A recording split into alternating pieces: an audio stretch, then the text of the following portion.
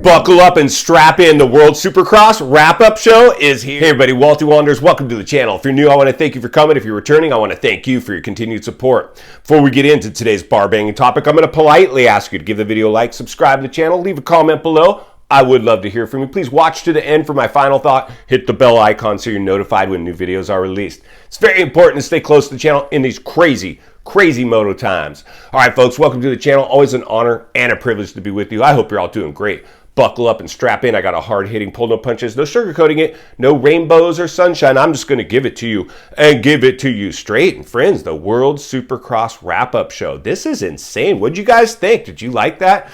World Supercross? Listen, I thought it was pretty awesome. Anytime you see something come in and shake up the moto industry, something new, some fresh blood into the industry, got to appreciate that. So there's a lot to unpackage here. We're going to do our best to hit some of these hot topics because there's a lot of stuff I saw as we read between the lines and look between the cracks of what's really going on in the moto industry. And my friends, like we talked about, leading up to this event, a lot of careers will have new life breathed into them, and a lot of careers will be ended at World Supercross. And we saw one of the biggest stars of our sport, Chad Reed's career got ended. Now, I will say this. Did you see how they put him down trackside commentating with his broken arms? That was awesome. First of all, Chad, congratulations. That's where you belong, my friend. It is time. See, this is a blessing in disguise when we've talked about this before. Chad Reed has no business being out on that track anymore, all right? He just doesn't. Let's just cut to the chase. He's clearly out of shape. He's getting older. You can't do it anymore. He's got a racer's mind. And let me just tell you, somebody twist throttle still myself, I still mentally feel like I can go do all the things, but I know physically there's no way.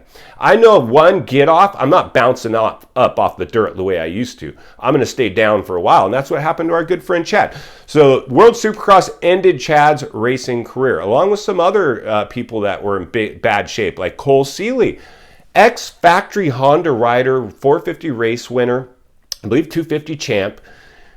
He had a horrible, Moto Concepts, a great bike with Brayton, Freezy, what's that kid, Oldenburg, as his teammates. All had great results on that bike. Seeley should have been the favorite of anybody out there because he's got a lot of training. He's got a lot of experience. He's seen the checkered flag. He's got a big trophy room.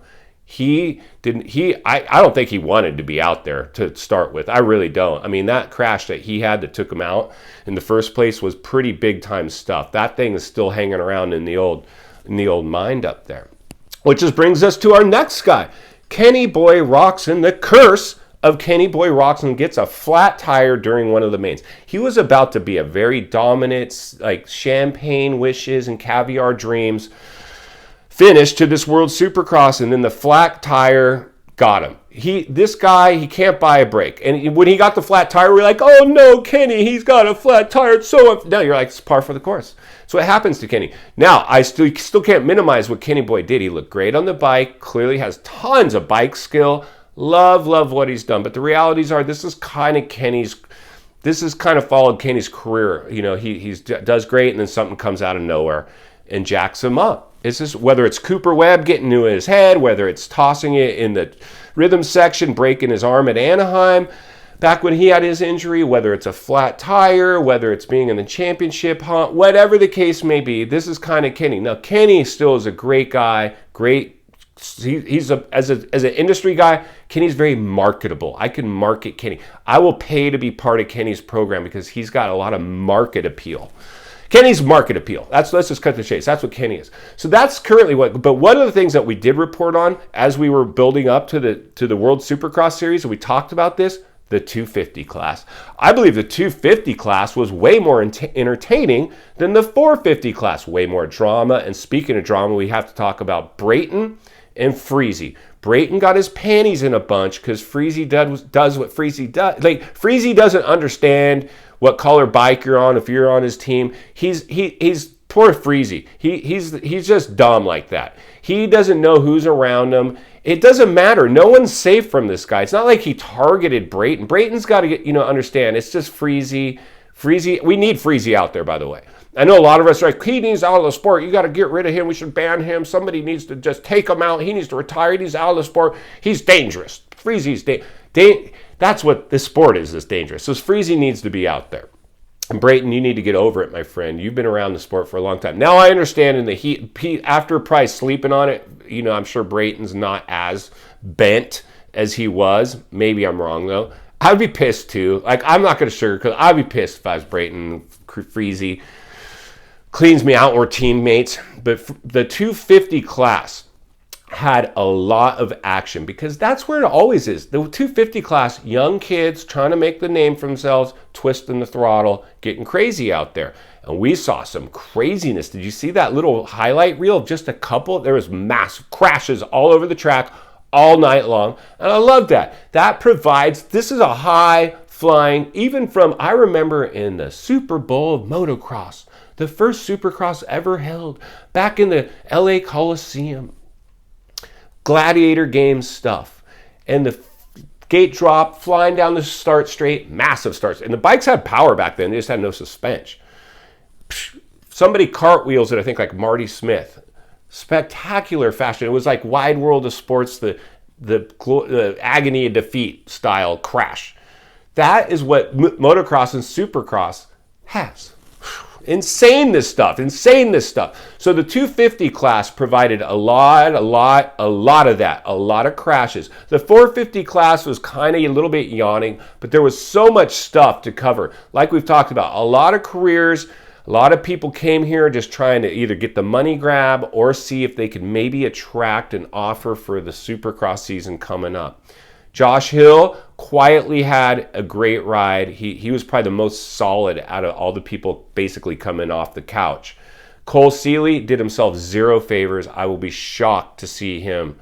If he races, it's probably going to be on an MCR bike, maybe the 250 class. I don't see Seeley after that performance wanting anything to do with racing anymore. He might be out. Chad Reed, he's done. Hopefully we can get him doing some color commentary at some point.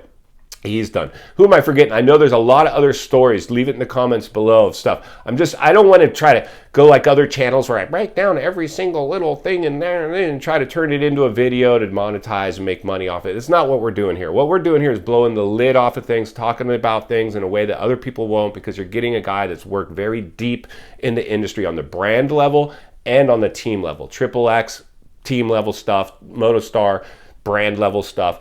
And I'm just scratching the surface. Understand that there's a lot of politics going on out there. I know I have a lot of viewers right now, a lot of people that know me from the industry, that remember me from the pits, that understand the stuff that I've done. Longtime salesman, sales guy, just sold a lot of merch, a lot of stuff, understand that. But here's the challenge I have, really, as we wrap this thing up in final thoughts. Supercross and motocross have really done the sport a disservice, because they've tried to make it politicized once again, and they're trying to get a monopoly on the sport, keeping outside people from coming in and trying to make money. There's only so much money. That's why we're seeing a lot of these promoters and everybody just they're in massive trouble right now.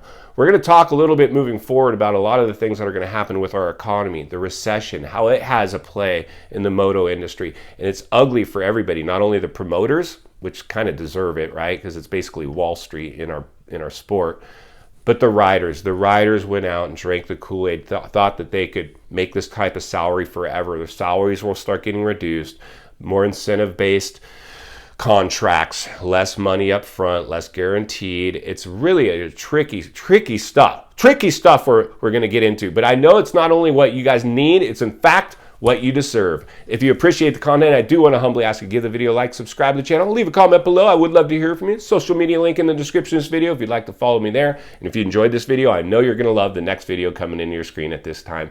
And there's an easy subscribe icon for your convenience. Always, thank you for your time. Don't go over the bars today. I will see you on the next video.